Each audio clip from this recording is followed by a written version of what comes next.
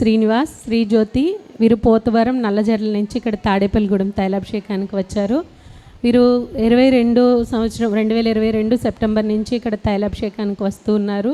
వివాహం జరిగి 11 సంవత్సరాలు అయింది.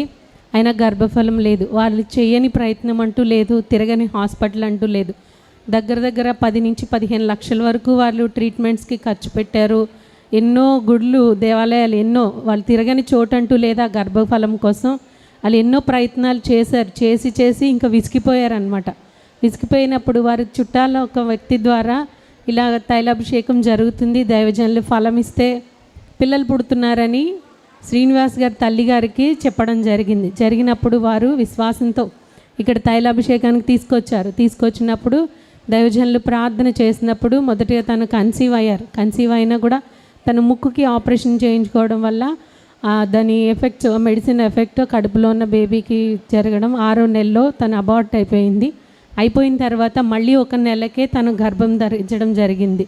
తన గర్భం ధరించిన తర్వాత కూడా తన గర్భంలో ఉన్న బిడ్డకి కిడ్నీ ప్రాబ్లం ఉందని ఒకసారి వెళ్తే 2 కిడ్నీలు వాపు ఉన్నాయని చెప్పడం జరిగింది.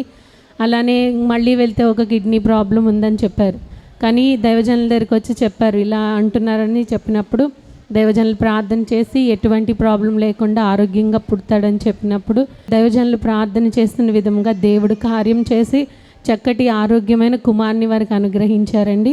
వివాహం జరిగిన 11 సంవత్సరాలకి ఎన్నో ప్రయత్నాలు, ఎంతో డబ్బు ఖర్చు పెట్టి ఐవీఎఫ్ ట్రీట్మెంట్ ఇవన్నీ చేయించుకున్నా కూడా జరగని కార్యం తైలాభిషేకానికి వచ్చి దైవజనులతో ప్రార్థన చేయించుకున్న తర్వాత దేవుడు వారి పట్ల కృప చూపించి చక్కటి ఆరోగ్యమైన కుమారుని వారికి అనుగ్రహించారు. దేవుడు వీరి జీవితంలో చేసిన ఈ కార్యమును బట్టి దేవునికి మహిమ కలుగును గాక.